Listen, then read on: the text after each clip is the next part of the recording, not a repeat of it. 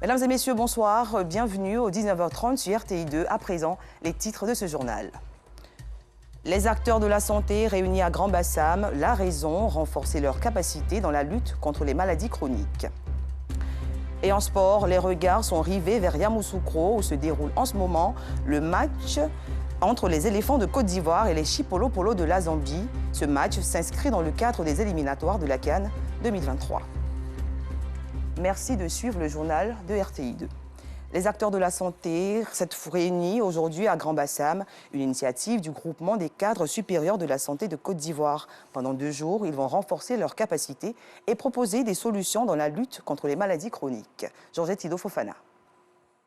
Contribuer à la réforme hospitalière, renforcer les capacités des agents de santé en vue d'offrir des soins de qualité aux populations, c'est l'objectif de ces assises initiées par la Mutuelle de la santé de Côte d'Ivoire et le groupement des cadres supérieurs de la santé. Au niveau de la santé, il y a 3 éléments. D'abord, le gouvernement fait son effort pour réhabiliter, construire tout ce qu'il y a comme structure, vous le voyez. Voilà. Également, pour améliorer les conditions de vie des cadres supérieurs de la santé. À cela, il faut ajouter également la formation, parce que si quelqu'un n'est pas bien formé, même s'il a tout l'équipement qu'il faut, et même un salaire vraiment considérable, mais s'il n'est pas formé ou se convenant avec moi, c'est que ce sera difficile. Ces journées scientifiques qui se tiennent sur 2 jours dans la ville historique de Grand-Bassam visent également à réduire les fautes et erreurs médicales. Ce n'est pas pour nous sanctionner, mais c'est surtout nous amener à comprendre un peu le rôle essentiel que nous jouons à l'hôpital et éviter certaines choses qui peuvent nous conduire devant la justice. Créé en 2008, le groupement des cadres supérieurs de la santé de Côte d'Ivoire revendique plus de 1000 membres. La Cour d'appel de commerce d'Abidjan doit désormais compter avec eux. Ils sont au nombre de 7. Ces nouveaux conseillers consulaires installés ce vendredi à Abidjan, ces acteurs de la justice, ont prêté serment en présence de notre reporter Yacouba Koulibaly. Après 10 ans de fonction au tribunal de commerce d'Abidjan, les 7 nouveaux conseillers consulaires accueillis par la Cour d'appel de commerce d'Abidjan apporteront leur expérience dans l'appréciation du contentieux qui leur est soumis. Un nouveau challenge auquel ils doivent désormais faire face. Il s'agit là d'un véritable défi en ce qu'il s'agit d'allier la science, l'expérience et la diligence. En définitive, de rendre une justice de qualité diligente sans être expéditive. Que votre arrivée, saluée par tous les membres de la Cour, renforce l'efficacité de notre juridiction. Ces nouveaux juges consulaires prêts à intégrer le tissu judiciaire pour aider à rendre les décisions de justice sont tenus de respecter les règles de l'art. Ils devraient respecter le principe de l'impartialité, de l'indépendance. Ils devraient faire des diligences de sorte à ce que leur décision soit une décision rendue dans des conditions, dans des délais raisonnables. Ils ne devraient pas prendre des décisions qui ne soient pas intelligibles, qu'on ne comprenne pas. En somme, ils sont tenus des mêmes obligations que les magistrats pour une justice de qualité. Une nomination saluée par les nouveaux conseillers consulaires. C'est une fierté pour nous d'occuper ce poste aujourd'hui. Et pour cela, nous tenons à dire merci. Merci au ministre, au garde des Sceaux, au Premier président qui a eu confiance en nous. C'est un sentiment de joie que j'éprouve à l'occasion de cette cérémonie-là, puisque quelque part, c'est comme une reconnaissance de tout ce qu'on a déjà posé comme acte au tribunal du commerce. Cette cérémonie est prévue par l'article 37 de la loi numéro 2016-1110 du 8 décembre 2016 portant création, organisation et fonctionnement des juridictions de commerce. L'excellence primée partout en Côte d'Ivoire à la faveur de la fin de l'année scolaire. Les meilleurs élèves du collège moderne Albert Yédé dans la sous-préfecture de Gaumont, primés récemment par les responsables de leur établissement. Restons avec Yacouba Koulibaly. Célébrer l'excellence, c'est aussi accorder du crédit aux talents intellectuels des petits génies qui ont brillé par leur acharnement au travail après une année de dur labeur. C'est tout le sens de l'organisation d'une journée d'excellence au collège moderne Albert Yédé à Gaumont dans le département de Sikensi. Journée initiée par Félicien Yédé, fils de cette localité. La présente cérémonie de récompense est aussi un événement capital en raison de son cachet de l'excellence, car la reconnaissance du mérite, qui est source de motivation et de progrès, est un impératif pédagogique qu'il faut entretenir continuellement. J'invite solennellement toute la communauté gaumonnoise à joindre leur voix à la mienne pour témoigner notre infinie gratitude à son Excellence M. Alassane Ouattara, président de la République de Côte d'Ivoire. Daniel Okoma Ecclésias s'est démarqué avec une moyenne annuelle de 17,71 sur 20. Il se distingue des 10 meilleurs élèves ayant reçu des tableaux d'honneur. Mes remerciements vont à l'endroit de Dieu qui a permis aujourd'hui aussi que je sois là. En deuxième lieu, mes parents. C'est eux qui ont pris ma lourde charge de me scolariser et me mettre ici. Et aussi au personnel administratif de mon école, car c'est eux aussi qui ont fait aujourd'hui de moi ce que je suis. Une occasion pour Jacqueline Guesson-Aman Adro, principale du collège, de saluer la qualité de la prestation des enseignants. Je vous dis merci pour le travail abattu. Foncez encore. Nous voulons vraiment dire merci à travers cette journée à nos élèves. Président de l'amicale du personnel, délégué des élèves et porte-parole des récipiendaires ont salué cette initiative de promotion de l'excellence. Indiquons que le major des lauréats a reçu un montant symbolique de 50 000 francs CFA. Quant aux 9 autres, ils ont bénéficié de kits scolaires. Un reportage commenté par Maïssa Kogei. L'ONG Minoj à fond dans la solidarité. La 9e édition de sa traditionnelle cérémonie dite Journée de réjouissance de l'orphelin en est la preuve. La cérémonie a eu lieu récemment au siège du Minoj dans la commune de Yopougon. Une journée pour permettre aux veuves et aux orphelins de passer des moments agréables. Anicette Conan-Blessing.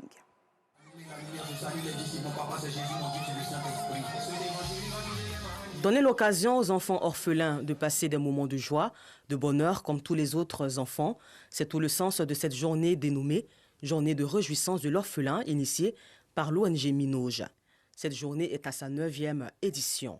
Nous voulons à ce jour dire à l'orphelin que tu n'es pas seul, que l'orphelin n'est pas seul, qu'il y a quelqu'un juste à côté. Si le Seigneur dit « je vais envoyer mon Saint-Esprit », le Saint-Esprit est dans qui? Nous qui croyons en Jésus-Christ. Et c'est nous que le Seigneur utilise pour pouvoir donner la joie à l'orphelin. Si je pouvais lancer l'appel à ceux qui nous regardent et surtout à nos responsables, à nos autorités, je pense qu'il faut que chacun se penche sur le cas et le sort de l'orphelin parce qu'ils ont besoin de nous. La réjouissance était totale. Une journée riche en émotions, au cours de laquelle ces enfants n'ont pas boudé leur plaisir. Vraiment, aujourd'hui, je veux remercier tous les papas, toutes les mamans qui nous ont aidés. Vraiment, que Dieu vous bénisse, qu'il apporte la longévité et la bénédiction sur votre vie. Que le Seigneur multiplie ce que vous avez donné. Si c'est un sac de riz, qu'il multiplie et qu'il n'y ait jamais la famine dans votre maison.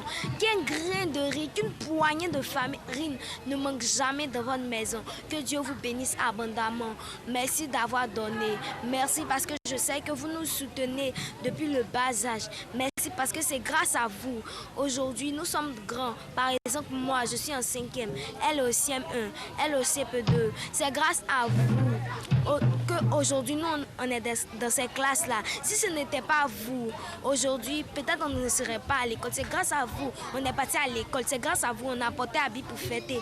C'est grâce à vous. Un jour aussi, on a tué poulet pour manger. Depuis sa création en 1999, l'organisation non gouvernementale Ministère international de la nouvelle génération, Minoj, s'est engagée à soutenir les orphelins et les veuves et à lutter pour leurs conditions de vie. La fête des mères, c'était le 28 mai dernier. Les mamans du monde étaient à l'honneur des festivités. Ont meublé cette journée spéciale dans plusieurs localités du pays. Revenons sur cette ambiance avec Clément Bocco. À l'instar des autres communautés assemblées de Dieu de Côte d'Ivoire, les femmes des actions ouvrières pour le Christ AOC de Yopougon Tabernacle, Temple de l'Espérance, ont célébré en fanfare le dimanche 15 mai 2022 au quartier Gesco Petit Paris ses 40 ans d'anniversaire. En présence du premier responsable de l'église, pasteur Ekrab Vincent, les femmes ont donné des prestations en poésie, théâtre, ballet, récitation pour marquer la fête. Par le Saint-Esprit, retournons à nos fondamentaux. Thème national de l'AOC a été développé par le pasteur Moïse, invité et prédicateur à la cérémonie. Pour rendre la fête agréable, les artistes chantent Benny Blessing, la harpe de l'Éternel, ont fait danser toute l'église par des chants de louanges. Notons qu'à la fin de la cérémonie, les femmes ont fait un don d'instruments d'évangélisation à l'église pour l'avancement de l'œuvre de Dieu. Les femmes de la cité Laurier 10 de la Riviera Faya, dans la commune de Cocody, sont à l'honneur. Une cérémonie pour cultiver l'union, promouvoir la fraternité et la solidarité pour une cohabitation harmonieuse entre les riverains de cette cité. Nous vivons toujours en cohésion parfaite, donc c'est l'occasion de renforcer encore ces liens-là. Donc à l'occasion de cette fête des mères, c'est ce que nous voulons exprimer. À Akupé Zeugi, dans la commune d'Anyama, les femmes ont fait une parade à travers la ville avant la remise de cadeaux offerts par le mouvement Amis d'Anyama Ouest. Claude Akossi, le président du dit mouvement, en a profité pour faire des doléances. Nous demandons vraiment la clémence de toutes les autorités qui peuvent vraiment jeter un coup d'œil sur le côté ouest d'Anyama. Vraiment, nous souffrons. Nous demandons vraiment cette clémence-là au gouvernement, à toute bonne volonté. Même cérémonie dans la commune d'Anoumamba, dans la région du Moronou. Le premier adjoint au maire, Enguerrand Kassi Jacques, a célébré les femmes des 13 villages de la commune. Il a offert des pagnes et une somme d'1 500 000 francs CFA aux femmes en vue de leur autonomisation. Enguerrand Kassi a profité de ce moment pour prôner le vivre ensemble. C'est au son des tam-tams que les femmes du quartier artisanal de Dieucoué dans la région du Guémon ont célébré la fête des mères. Cette festivité, organisée par le chef de ce quartier, vise à honorer les mamans. C'est mon enfant, il m'a honoré. Je le remercie beaucoup. Dieu n'est qu'à lui aider. Merci à ma fille qui m'a fait un gros cadeau. Que Dieu la bénisse, Dieu la garde, que tout ce qu'elle cherche, que Dieu lui donne. Ces femmes de communautés différentes vivent dans la cohésion, la communion fraternelle et la paix.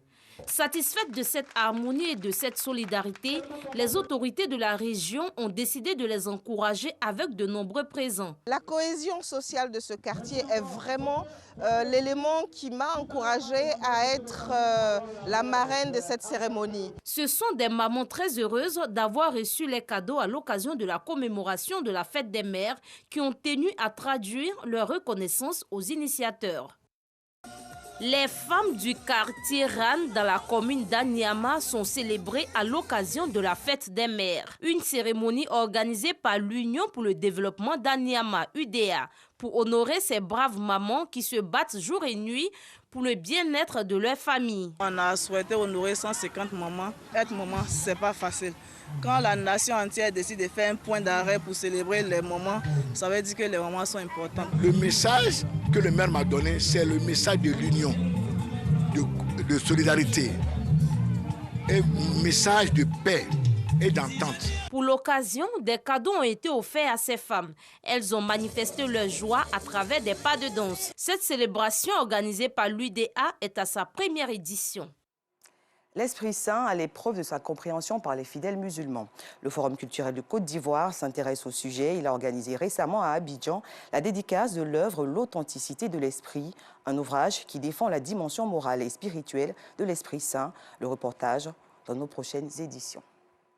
La course à pied, un sport très pratiqué en Côte d'Ivoire. De nombreux athlètes ont hissé très haut le drapeau ivoirien grâce à cette discipline, entre autres Gabriel Tiako, Muriel Aouré, Marie-Joseph Talou. À l'occasion de la journée mondiale de la course à pied, Clarisse Kanyala, notre reporter, a fait une incursion dans l'univers de certains athlètes, suivant ensemble son reportage. Myriam est athlète depuis plus de 25 ans. Cette sportive est membre de la Fédération ivoirienne de randonnée pédestre.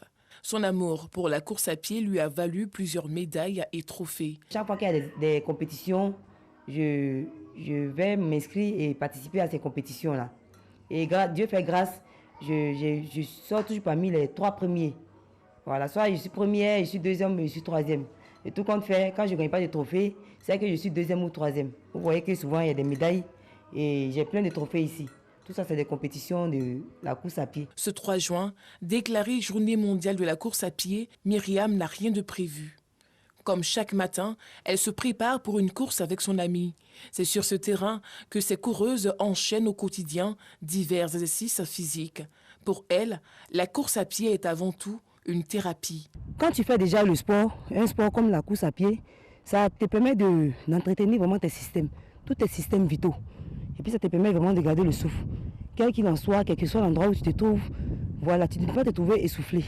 Pendant que les autres sont essoufflés, toi, c'est maintenant que tu es chaud. Et puis le sang circule bien. Moi, j'ai eu une maladie cardiaque. J'étais péricardite constructive. On m'a dispensé du sport. Mais chaque fois, je prenais les médicaments et puis chaque 2 semaines, je dois aller faire un bilan pour voir comment est l'état de ma santé. Et j'ai vu que ça ne s'améliorait pas, je dépendais des médicaments.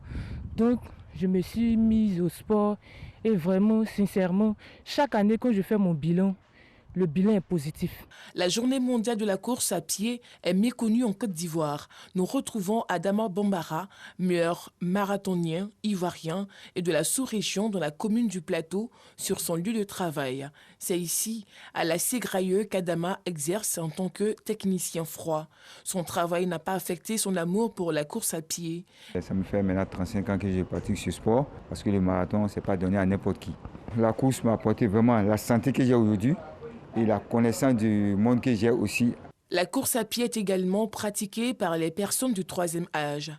Tous les matins, à l'université de Cocody, on les retrouve en petits groupes. Ça fait quelques années seulement que j'ai découvert la marche, le sport, et ce que je regrette beaucoup. J'aurais dû commencer beaucoup plus tôt et je vous conseille, je vous le recommande à vous les jeunes, de vous intéresser au sport pendant qu'il est temps. Parce qu'après, bon, les organes sont fatigués et tout, mais j'avoue que le sport me fait beaucoup de bien. Et je prenais beaucoup de comprimés avant. Pas que je n'en prends pas, j'en prends toujours, mais j'en prends beaucoup moins. Quand on commence à travailler, et c'est là que la question est importante, il faut pouvoir trouver dans son emploi du temps un temps pour faire du sport. Alors, le sport, dit comme ça, évidemment, ça peut rebuter. Mais en fait, on parle plus d'activité physique régulière, c'est-à-dire faire quelque chose qui vous amène à vous mouvoir, à faire travailler vos muscles. Je crois que ça, c'est intéressant. La course à pied est l'affaire de tous. Toujours en sport, les éléphants de Côte d'Ivoire affrontent en ce moment les Chipolopolo de la Zambie au stade de Yamoussoukro. Ce match s'inscrit dans le cadre des éliminatoires de la Coupe d'Afrique des Nations 2023. Un score de 0 partout à la mi-temps. Il faut rappeler que la Côte d'Ivoire est le pays organisateur de cette 34e édition de la CAN 2023. Notre porte est ouverte. S'ils renoncent au terrorisme et à la violence, ils vont être réinsérés dans la société. Ils vont l'être économiquement aussi. Ce sont les propos du président nigérien Mohamed Bazoum. Il a réitéré aujourd'hui pour la seconde fois son offre de main tendue aux combattants des groupes armés djihadistes souhaitant se repentir. C'était lors d'une visite dans le sud-ouest du pays, théâtre d'attaques meurtrières récurrentes. Le Tchad déclare l'état d'urgence alimentaire. La raison, la détérioration constante de la situation nutritionnelle du fait de la guerre en Ukraine. La nouvelle a été rendue publique hier dans un décret. Le gouvernement fait donc appel à tous les acteurs nationaux et les partenaires internationaux en vue d'une aide aux populations. 24 août 2022, c'est la date retenue pour les élections en Angola. L'information a été rendue officielle aujourd'hui lors d'un communiqué de la présidence. Cette élection opposera le chef d'État sortant, João Lourenço, au chef de l'opposition, Alberto Costa Junior. Fin de ce journal, merci de l'avoir suivi. Bon début de week-end à tous.